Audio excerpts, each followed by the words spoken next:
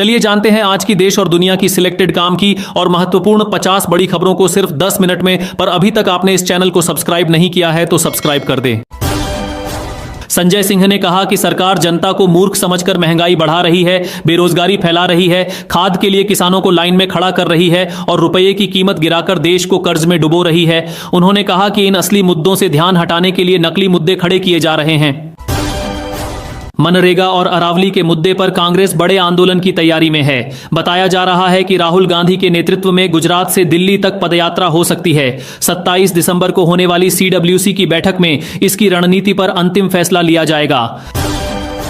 मल्लिकार्जुन खड़गे, हरवंश नारायण सिंह और शरद पवार समेत 75 सांसद 2026 में राज्यसभा से रिटायर होने वाले हैं। समाजवादी पार्टी के अध्यक्ष अखिलेश यादव ने योगी सरकार पर तीखा तंज कसा। उन्होंने कहा कि बीजेपी के राज में आम जनता को विकास और सम्मान नहीं मिला, बल्कि सिर्फ माटी और धोखा मिला है। उन्होंने कहा कि हालात अब हाथा नहीं भाता से बहुत आगे निकल चुके हैं और उपेक्षा अब तिरस्कार में बदल गई है, जिसे कोई भी स्वाभिमानी समाज बर्दाश्त नहीं कर सकता। कांग्रेस अध्यक्ष मल्लिकार्जुन खड़गे ने कहा कि जब भी मोदी सरकार विफल होती है वह विपक्ष पर आरोप लगाने लगती है। उन्होंने कहा कि हर बार अपनी नाकामी का ठीकरा विपक्ष पर फोड़ दिया जाता है। खड़गे ने ऐसे बयानों की निंदा करते हुए कहा कि देशद्रोही हम नहीं हैं। मध्य प्रदेश के सरकारी स्कूलों से 2 साल में 14 लाख बच्चे ड्रॉप आउट हो गए हैं। इस पर पूर्व मुख्यमंत्री कमलनाथ ने कहा कि बच्चों के स्कूल छोड़ने की गंभीर जांच कराने के बजाय सरकार अगले साल करीब 5000 सरकारी स्कूल बंद करने की योजना बना रही है। कांग्रेस के प्रदेश अध्यक्ष अजय राय ने उत्तर प्रदेश की योगी आदित्यनाथ सरकार पर निशाना साधते हुए कहा कि मुख्यमंत्री जीरो टॉलरेंस की बात करते हैं, लेकिन प्रदेश में गुंडा राज चल रहा है। शिवसेना UBT प्रमुख उद्धव ठाकरे ने बीजेपी के शासन पर सवाल उठाए हैं। पार्टी के संपादकीय में कहा गया है कि तथाकथित हिंदुत्व राज्य में हिंदुओं के पास न नौकरी है और न ही पेट भरने का इंतजाम। इसमें कहा गया कि 80 करोड़ लोग आज भी सरकार के मुफ्त 10 किलो राशन पर निर्भर हैं, जो साफ तौर पर आर्थिक असफलता को दिखाता है। पूर्व मुख्यमंत्री दिग्विजय सिंह ने राज्य सरकार पर गंभीर आरोप लगाए हैं। उन्होंने कहा कि मंदिरों की जमीन को नीलाम करने की कोशिश की जा रही है और सरकारी निर्देशों के तहत पुजारियों को नोटिस भेजे जा रहे हैं, जबकि सुप्रीम कोर्ट और हाई कोर्ट के फैसलों को नजरअंदाज किया जा रहा है। सचिन पायलट ने अरावली पर्वत श्रृंखला के भविष्य को लेकर गहरी चिंता जताई है। उन्होंने कहा कि अरावली सिर्फ पहाड़ों की एक श्रृंखला नहीं है, बल्कि उत्तर भारत के बड़े हिस्से के लिए प्राकृतिक सुरक्षा कवच है, जो पर्यावरण संतुलन और लाखों लोगों के जीवन की रक्षा करता है। उन्होंने बीजेपी सरकार के रवैये को भ्रामक बताया और कहा कि अरावली का भविष्य असुरक्षित है। बांग्लादेश में हिंसा के दौरान हिंदुओं को निशाना बनाए जाने के मामले पर भारतीय विदेश मंत्रालय ने कड़ा बयान दिया है। विदेश मंत्रालय के प्रवक्ता रणधीर जायसवाल ने कहा कि अंतरिम सरकार के दौरान अल्पसंख्यकों के खिलाफ 2900 वारदात के मामले सामने आए हैं और इन्हें बर्दाश्त नहीं किया जाएगा। केरल सरकार ने महिलाओं के लिए एक बड़ी योजना की शुरुआत की है। स्त्री सुरक्षा योजना के तहत महिलाओं को हर महीने 1000 रुपये पेंशन मिलेगी। यह योजना राज्य की बेरोजगार और आर्थिक रूप से कमजोर महिलाओं को आत्मनिर्भर बनाने के लिए लाई गई है। इस योजना से करीब 3.13 करोड़ महिलाएं लाभान्वित होंगी और सरकार इसके लिए हर साल 3800 करोड़ रुपए खर्च करेगी। भारत सरकार को सलाह दी गई है कि 16 साल से कम उम्र के बच्चों के लिए सोशल मीडिया पर रोक लगाने का कानून बनाया जाए। इसको लेकर मद्रास हाई कोर्ट में जनहित याचिका दाखिल की गई है, जिसमें ऑस्ट्रेलिया की तरह सख्त कानून लाने की मांग की गई है। यूपी के SIR में बड़ी खबर सामने आई है।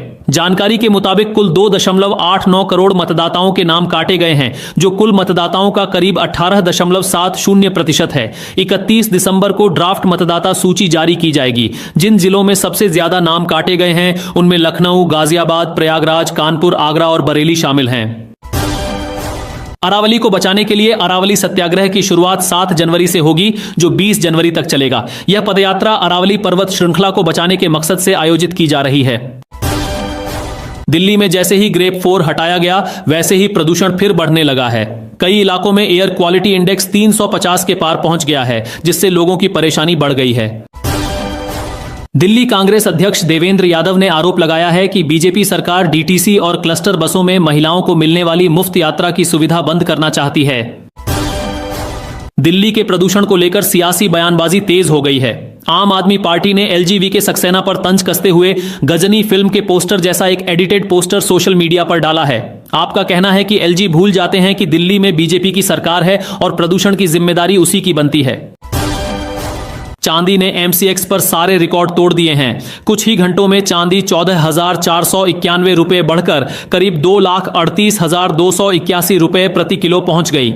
जानकारों के मुताबिक इस तेजी के पीछे सप्लाई की कमी, इंडस्ट्रियल डिमांड बढ़ना, फेडरल रिजर्व की ब्याज दरों में कटौती और चीन की नीतियों जैसे 11 बड़े कारण हैं। अनुमान लगाया जा रहा है कि 2026 तक चांदी की कीमत 2.5 लाख रुपए तक जा सकती है।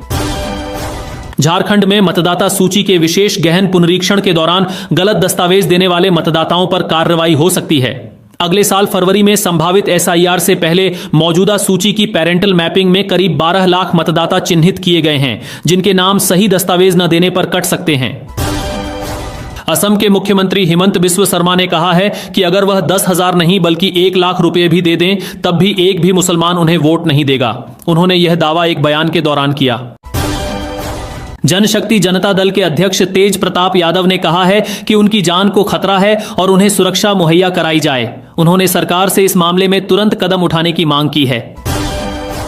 आचार्य धीरेन्द्र कृष्ण शास्त्री ने बांग्लादेश में हिंदुओं पर हो रहे हमलों को लेकर चिंता जताई है। उन्होंने कहा कि मोदी सरकार को इस मामले में कुछ ठोस कदम उठाने चाहिए। अगर समय रहते कार्रवाई नहीं हुई तो बांग्लादेशी हिंदू खतरे में पड़ सकते हैं। उन्होंने यह भी कहा कि अगर हालात ऐसे ही रहे तो वह दिन दूर नहीं जब हिंदू डायनासोर की तरह लुप्त हो जाएंगे। अभिनेता मनोज जोशी ने कहा कि जब गाजा और फिलिस्तीन में कुछ होता है तो पूरी दुनिया आवाज उठाती है, लेकिन बांग्लादेश में हिंदुओं को मारा जा रहा है और उस पर कोई आगे नहीं आ रहा, कोई बोलने को तैयार नहीं है। गिग वर्कर्स ने कहा है कि वे 31 दिसंबर को पूरे देश में हड़ताल करेंगे। इसका असर Swiggy, Zomato, Blinkit, Flipkart, Amazon, Zepto और दूसरी ई-कॉमर्स कंपनियों की डिलीवरी पर पड़ेगा। वर्कर्स ने केंद्र और राज्य सरकारों से अपील की है कि इन प्लेटफॉर्म कंपनियों को ठीक से रेगुलेट किया जाए। सैम पित्रोदा ने कहा कि भारत को सबसे पहले अपने पड़ोस पर ध्यान देना चाहिए। उन्होंने कहा कि हिंसा कहीं भी हो उसका कोई औचित्य नहीं है। अगर भारत विश्व गुरु बनना चाहता है तो उसे बांग्लादेश, नेपाल, श्रीलंका और पाकिस्तान जैसे पड़ोसी देशों में शांति और स्थिरता के लिए नेतृत्व दिखाना होगा। आम आदमी पार्टी के सांसद संजय सिंह ने बीजेपी पर जोरदार हमला बोला। उन्होंने कहा कि आजकल कुछ लोग दूसरे धर्म के लोगों को परेशान कर रहे हैं और यह ठीक नहीं है। नोएडा में विश्व हिंदू परिषद, बजरंग दल और दुर्गा वाहिनी के कार्यकर्ताओं ने बांग्लादेश में हिंदुओं पर हो रहे अत्याचारों के खिलाफ विरोध प्रदर्शन किया और नाराजगी जाहिर की। समाजवादी पार्टी के प्रमुख अखिलेश यादव ने कहा कि बीजेपी जानबूझकर खेती को मुश्किल बना रही है ताकि किसान खेती छोड़ दें। उन्होंने आलू खरीद के वादों को लेकर सरकार को घेरा और कहा कि किसानों के शोषण के लिए बीजेपी जिम्मेदार है। रेलवे मंत्रालय ने टिकट के दाम बढ़ाने को लेकर आधिकारिक बयान जारी किया है। इसके मुताबिक 26 दिसंबर 2025 से ट्रेन का किराया बढ़ा दिया गया है। अब 1000 किलोमीटर की दूरी की टिकट बुक करने पर यात्रियों को 20 रुपए ज्यादा देने होंगे। बांग्लादेश की पूर्व प्रधानमंत्री शेख हसीना ने मोहम्मद यूनुस के नेतृत्व वाली अंतरिम सरकार पर जमकर हमला बोला। उन्होंने आरोप लगाया कि वहां गैर मुसलमानों के खिलाफ अकल्पनीय अत्याचार हो रहे हैं। आरबीआई ने नए साल के पहले महीने के लिए बैंकों की छुट्टियों का ऐलान कर दिया है। जनवरी 2026 में बैंक कुल 16 दिन बंद रहेंगे। कांग्रेस ने एक बार फिर बीजेपी और आरएसएस पर हमला बोला है। क्रिसमस के दिन चर्च और ईसाइयों पर हुए कथित हमलों की आलोचना करते हुए कांग्रेस प्रवक्ता पवन खेड़ा ने कहा कि क्या आप चाहते हैं कि हमारा भारत भी बांग्लादेश जैसा बन जाए जहां अल्पसंख्यकों पर अत्याचार होते हैं, तो क्या हम भी यहां वही करें? नेताजी सुभाष चंद्र बोस के परिजनों ने इस बार राष्ट्रपति द्रौपदी मुर्मू को चिट्ठी लिखकर उनकी अस्थियां जापान से भारत मंगवाने की अपील की है। परिवार चाहता है कि नेताजी की 129वीं जयंती से पहले उनकी अस्थियां भारत लाई जाएं। प्रधानमंत्री नरेंद्र मोदी ने कांग्रेस सरकार के समय दिए गए गरीबी हटाओ नारे पर तंज कसा। उन्होंने कहा कि आज अटल बिहारी वाजपेयी की जयंती सुशासन के उत्सव का दिन है। लंबे समय तक देश में सिर्फ गरीबी हटाओ का नारा ही सुशासन माना गया, लेकिन अटल जी ने सही मायने में सुशासन को जमीन पर उतारा। सबमरीन लॉन्च होती है और कहीं पे भी निशाना अपना लगा सकती है। यह हमारे 2 INS अरिहंत और INS अरिगाच होगा।